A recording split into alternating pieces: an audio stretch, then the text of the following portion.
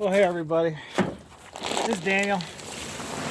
Throwing out a bag of corn here in case my wife wants to get out Saturday.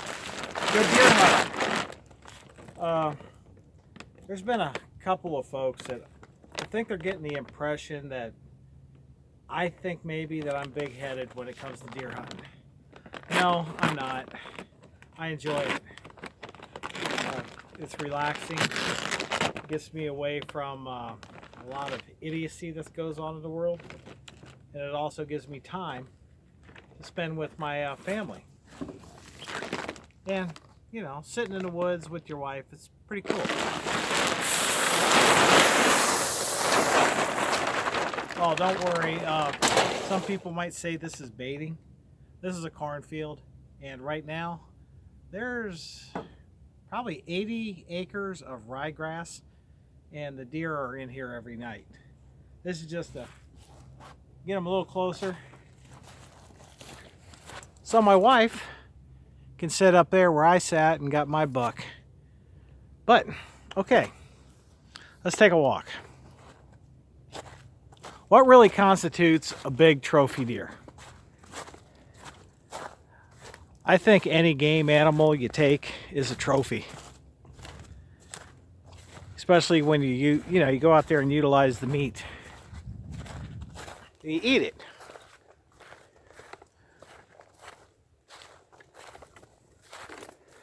Nice woods, isn't it? This right here, that was the first buck I ever got. I was about 16 years old. I'd been hunting since I was like 10 years old. And normally we would go out, we would just see 20 to 30 does and nothing with antlers. So that was a big milestone in my life. Yeah, it's a little 7-point, but hey, you know, it's what I like. Now let's see, get you at a good angle here. Oh, that's a 1.5 year old. This right here is one of my wife's first deer. A 9-point. I mean, really, you know, it's like she was ecstatic. Great hunt. But you look at it, okay, it might have like a 12 to 14 inch inside spread. But, you know, it's a trophy. The memories we got from it. I want to take out that one right there on the ground. That's about a 3.5-year-old. I found that with my father in the spring when we were out looking for sheds and anything that might have gotten killed and not recovered by some of the neighbors that just start blasting away. Let's see here. Let's get you into good focus.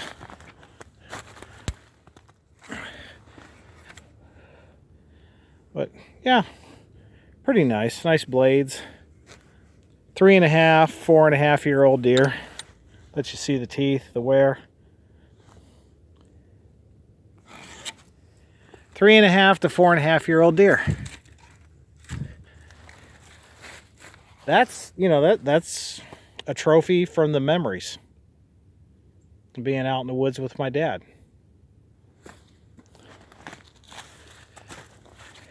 This buck here, I got this, not this last season, but the season before.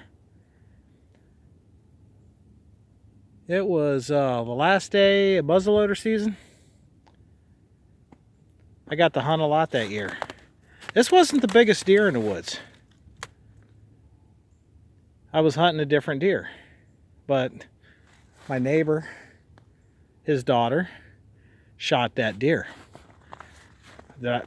I didn't feel resentful. I got this one. Was it a trophy? Oh yeah, that was a great year and a great hunt. So what really constitutes a trophy deer? A monster. A deer that just totally makes me shake when I see it walking towards me, or just, I mean, see it in the same woods that I'm in. Let me get you on something stable here. Let me show you something special. A whitetail that was called the elk. In 1956, Mr. Earl, I'm just going to use his first name, lived down along the Black Fork. And in 1956 was finally when deer had repopulated all 88 counties here in Ohio. And this is the special one that he had taken. This has never been scored. But in 1956, when they made the Ohio Big Buck Club, this would have been a charter member. And we took it just to put on display to see if we can get it measured at that time, to see what it scored. They didn't have time enough to score it, but they took it and hung it up on the wall of honor behind the big podium and all that. But in 1956, this buck was going downhill. It had less than 4 teeth left in its head. He would have died that year. And you can see there was some damage up here on this beam. Nowadays, if this buck got hit by a car, yeah, it would have completely totaled it out. But back in the day, the steel was a lot thicker. But just give you a couple of measurements here.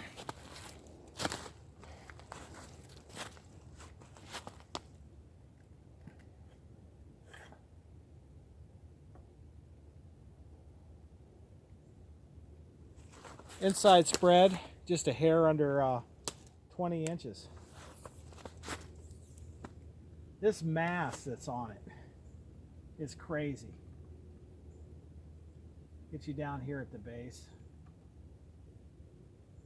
That's a 7-inch at the base, 7 inches of mass. But this deer was going downhill.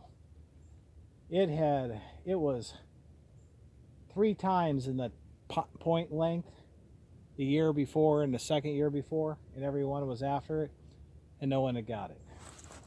But this here is the kind of deer that makes me shake.